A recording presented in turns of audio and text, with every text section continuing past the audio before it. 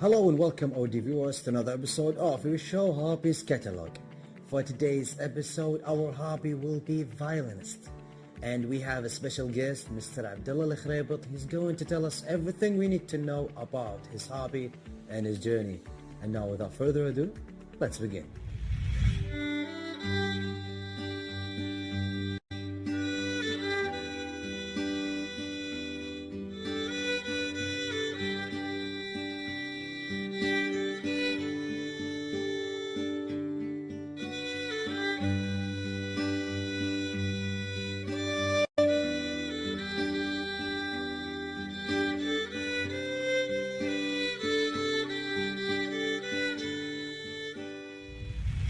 Welcome back, our viewers. Right now, I have with me Mr. Abdullah Khuraibet, and he plays the violin. How are you, Mr. Abdullah? I'm doing good. How about you?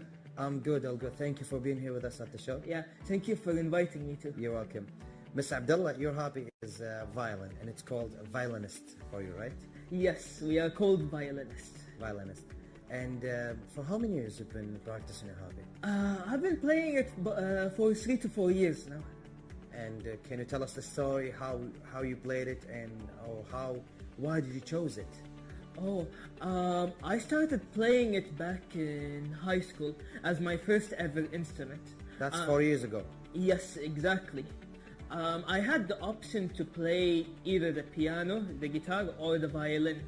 But after hearing the sound of the violin, I told myself, no, I want to play the violin. You found more connection in the violin. Yes. And before that, you were playing on the piano. No, I had no musical knowledge actually.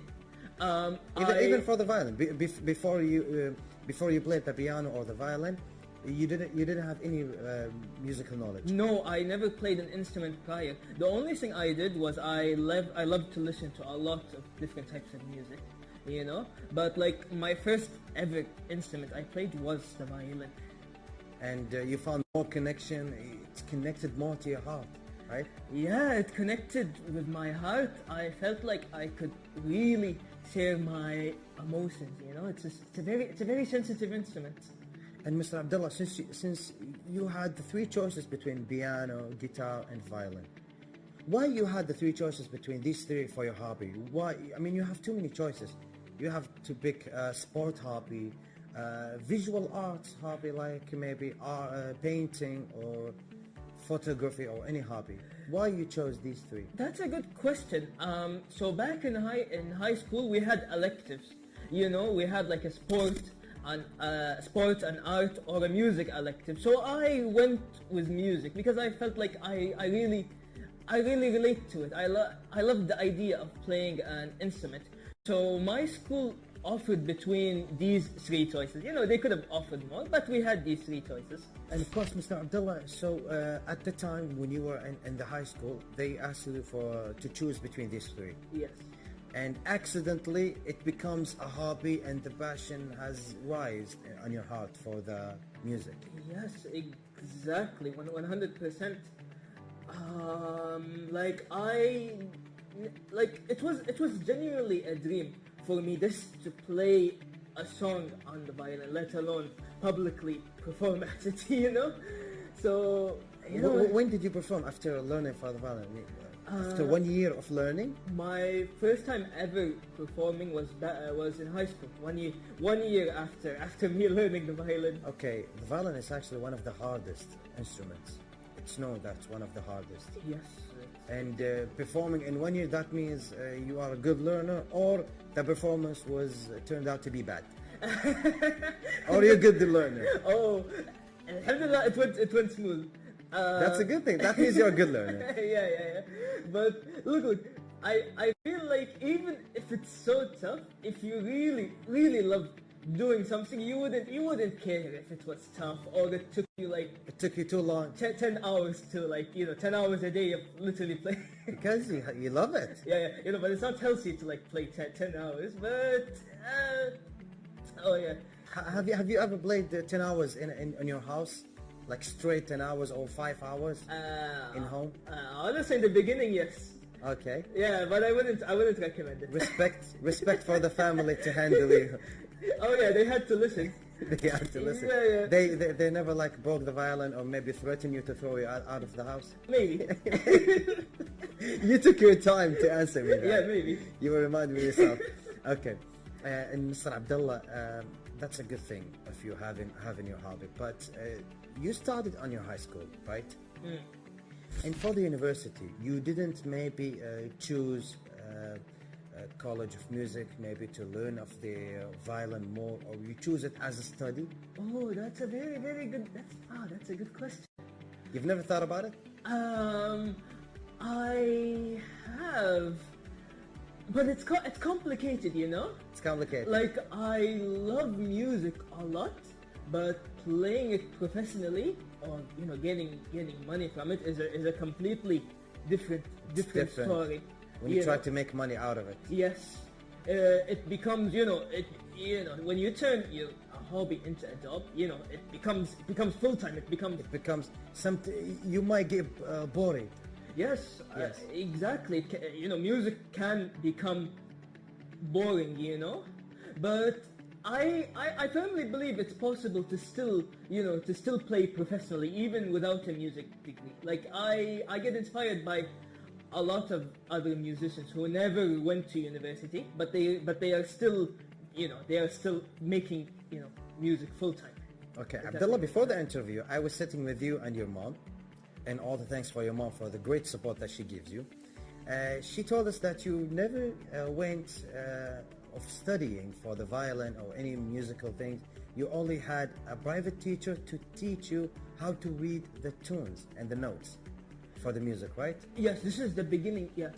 And after that, you've never had like a private courses or a teacher for the violin, right? Oh, no. The truth is, I have at later stages. Maybe see. Yeah, you had because if you want to perform a professional music or rhythms, it needs a private coach. Even the coach needs a coach. Yeah. You cannot be a master at something without a master. Like, imagine wanting to build like a skyscraper, but you want to start from zero. Like, okay, try to do that. Even the best, even at the gyms, when you see a bodybuilder, the best at the gym, he needs a coach, and the coach needs a coach. Oh yeah, because you don't need to reinvent the wheel. Like, if someone is already a master at the violin, why waste your time? If that makes any sense. But like, in the beginning stages, I had to, before discovering teachers or knowing people, people who give me advice, tips, I had to do everything on my own, like from the. Okay. And Abdullah, of course, I need to ask you about the family support, but we already know who's the biggest supporter. Oh yeah, my mother. My mother definitely supports. And how is the family support from the other members of the family? Oh, this is a good question. It vastly differs from from my parents to other family members. Like, for example, not all of my family particularly enjoys music. Not all of them listen to it. Even in the cars, maybe they listen to the radio. So yes. Yes, exactly. I mean, some listen to music, but they don't like the idea of creating music. But like, it's always nice to have support, but not necessary. I feel like the parents backing me up is enough. Yes, it's enough. Exactly. Especially the mom. Mom is enough. Yes, seriously. Yes, exactly. And all the thanks for your mom for the support again. Thank you. And I heard that you are also composing music. Yes, I like to compose music. Exactly. When did you start composing? I started back in the pandemic. Back in the pandemic? Yes, this is. I dabbled in music production before the pandemic, but the pandemic is when I had the time. We had too much time. Yes. I mean, if you train for something during the pandemic, whatever it is, that equals 5 years to a regular years, because during the pandemic, 24 hours you're inside the house, and you will train at least the whole time when you wake up. Yeah, there was no going out during the pandemic. You have nothing to do except practicing your hobby. Yeah, the only thing I could do during the pandemic is genuinely practice. But something happened to your violin? Huh? Something happened to your violin. Oh yeah. Yeah. Can you tell us the story? Unfortunately, a few days before the pandemic hit, we had no idea there was gonna be a lockdown. And there's something happened to your Yeah, violin? basically my sister decided to grab my bow. I don't know if you know what a bow is. It's like the stick for the violin. And she Yeah. to cut the hair. She cut the violin. She cut the bow for the violin. Yes. Okay. A few days. Okay, she either knows the future or she's jealous because of the attention at you. I'm not sure. She was at a very young age. Also. Yeah. She was very young. How old is she at the time? She was like 5 5 to 4 years ago. Yeah, 5 to 4 years. Yeah. And she did that. She knows the future. She knows that there's going to be lockdown, and she's said to herself like, I will not handle listening to this violin over and over. Okay. 1 year after lockdown. Okay, understandable. I understand it. Actually, if I were her, I would do the same thing. I don't know how she predicted. But she did. I had no clue there was gonna be a lockdown. I got so surprised, And that's answered the other question, which is you practice where? And I think you practice at your home, right? Yes, I practice at my home. I fortunately have a basement at home, but okay, during the pandemic, I was going to my room, going to the basement, changing spots and routine. Yeah, changing the weather and doing something different. Yeah, nowadays I feel much more inspired just practicing in my room. I started not to really care if I know that. Yeah, you have to be careful if you want to practice on your own. Yeah, but I have a muter on the violin. I tried to mute.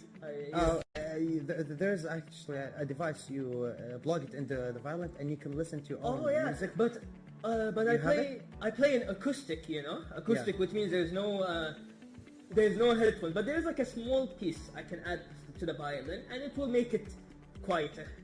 Yes, there you go. That's a good thing. Or you can just do the easier thing, work out a little bit, go into the basement. That's cardio, like from your room to the basement. Because the basement is better. And you don't want to piss your little sister because they are the most dangerous members of the family. They can do whatever they want and they will not be punished. The little sister, it's very dangerous. I don't think she got punished. Actually, the most thing that I'm afraid of is my little sister because she can do whatever she wants at my stuff, and I cannot yell at her or I cannot punish her or do anything because I will be punished. Yeah. So we have to be careful. Yes. And do you have, Mr. Abdullah, do you have members that you practice with for the music when you try to do composing, like a guitarist or pianist? Let me think. Maybe friends. I actually don't really have family members who play instruments. But in terms of friends, of course, I have collaborated with my friends. You have works together. Yes, I have worked with friends. Like it's very easy to okay, I have a friend who plays piano, so I told them, okay, let's just do something together. Yeah, let's do it. Composing music. Yes, composing or playing piano or even guitar or even singing, like composing an instrumental and then asking a friend who sings, come join. So, Mr. Abdullah, since it's Ramadan right now, and I wanted to ask you about when do you practice and how do you practice your hobby during Ramadan? How do I practice? So for Ramadan, I'm gonna take a short break until Ramadan ends. I'm gonna spend most of my time with my family. It's a very good time to get close with family members, to increase the connection between you and your family. Yes, also spiritually, increase my connection. That's a good thing. Unfortunately, we don't have more time for the interview because I think for you, Mr. Abdullah, we need more than 30 minutes, not 15 minutes. Thank you so much. And I had really fun. Thank you for all the information that we had, and I wish to see you one day playing in the opera. Thank you. The World Opera. Thank you You're so welcome. much. Thank you. And thank our viewers for watching this episode. Hope you like it and enjoyed it, and see you in our next episodes.